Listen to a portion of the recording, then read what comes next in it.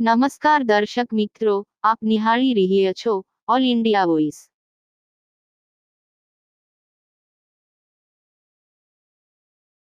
અમારી ન્યૂઝને આપ Facebook, Instagram, YouTube, Telegram, daily hunt news, MX player, Google, અમારી વેબસાઇટ સાથે અન્ય OTT પ્લેટફોર્મ ઉપર જોઈ શકો છો।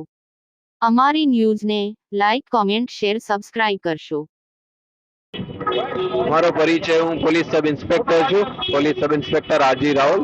હું હાલ ઈ ટ્રાફિક પોલીસ સ્ટેશનના ઇન્ચાર્જ PI તરીકે ફરજ બજાવું છું અને આજ રોજ ઈ ટ્રાફિક પોલીસ સ્ટેશન દ્વારા કાલુપુર સર્કલ ખાતે ઉત્તરાયણ નિમિત્તે જે વાહન ચાલકો છે તેમને દોરીના કારણે ગળામાં ઈજા થવાના કારણે અકસ્માત થતા હોય છે, ગંભીર અકસ્માત થાય છે, ક્યારેક વાહન ચાલકનું અવસાદની થાય છે, એટલે બધી ગંભીર અકસ્માત થતા હોય છે।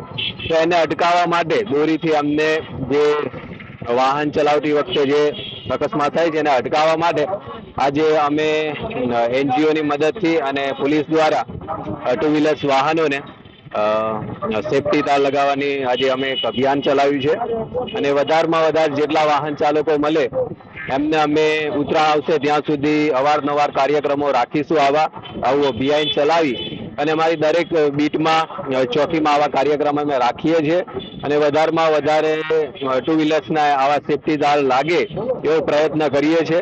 સાથે સાથે જાગૃતતા બી ફેલાવીએ છીએ કે તમે તમારી રીતે એનો નોમિનલ ચાર્જ હોય છે તો પોતે લગાવી શકો છો તમે।